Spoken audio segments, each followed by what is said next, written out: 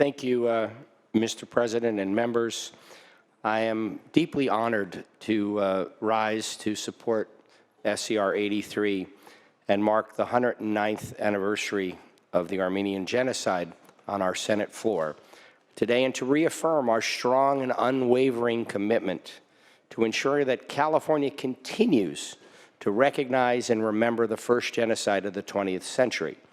I especially want to commend my friend, the good senator from Santa Clarita, who has been a tireless advocate for the Armenian American community and the positive relationship between California and Armenia. The senator has done tremendous good work, and he has always done it without fanfare, always in the background, and always doing it from the heart. And I just know that California will miss this outstanding leader from Santa Clarita, and I'm so pleased that the Safoyan extended family is here to share in this solemn day in support of my colleague, but also in the recognition of this important genocide resolution that we have before us.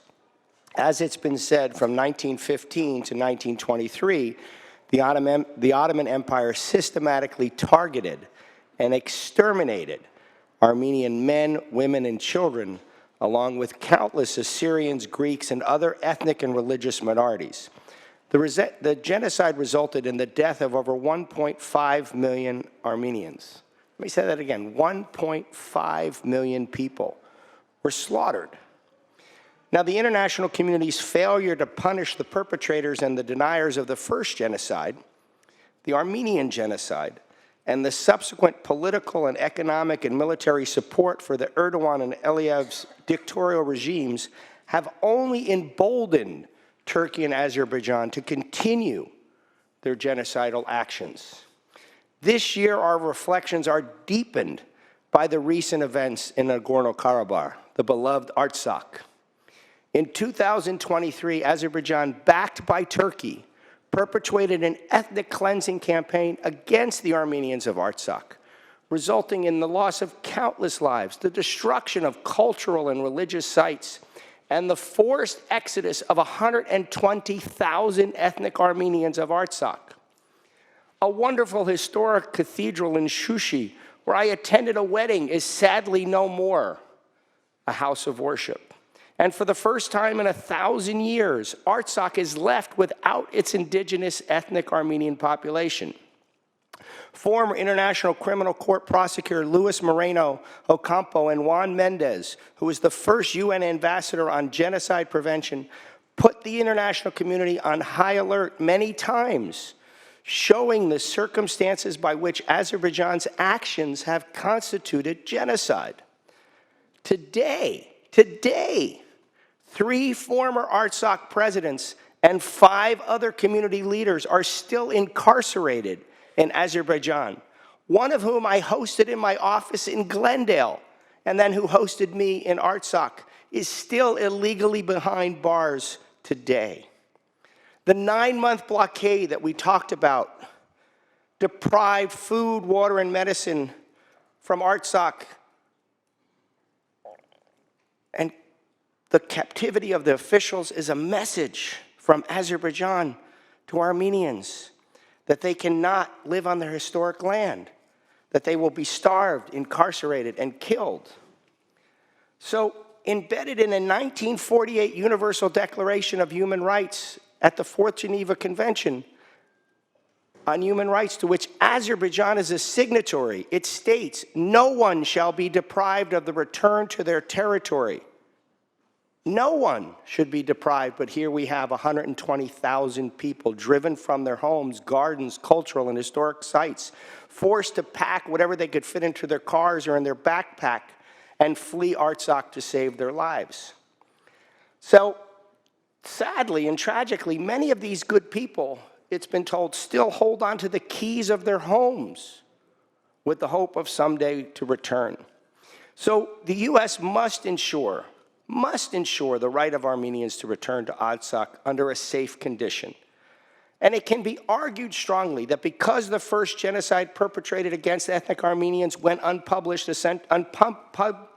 century ago, the same violent people are repeating their illegal and inhuman acts today. And as it's been said, The Armenian genocide was used as a roadmap for future genocides.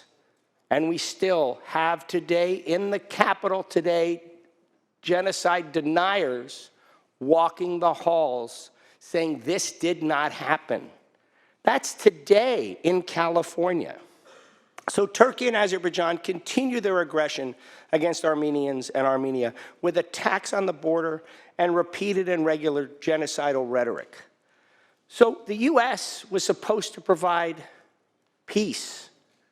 Russia was supposed to provide peace. France was supposed to provide peace. And here we have 120,000 people driven from their home and genocide deniers walking the halls of our capital. So we must do more to hold people accountable for their actions. We have a moral obligation to not just condemn the genocide and violations of human rights, but to demand justice. Because without peace, there is no justice, and without recognition and accountability, there is no peace. That is once again why I call on the State Department to end U.S. military aid to Azerbaijan, sanction Azerbaijani officials for their human rights violations, ensure the right of return for the forcibly displaced.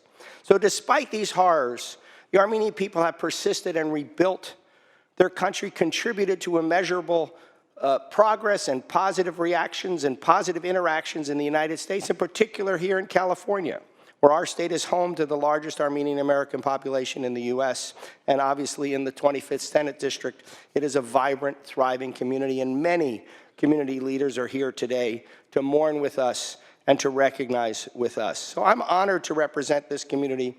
I stand in solidarity with the community today.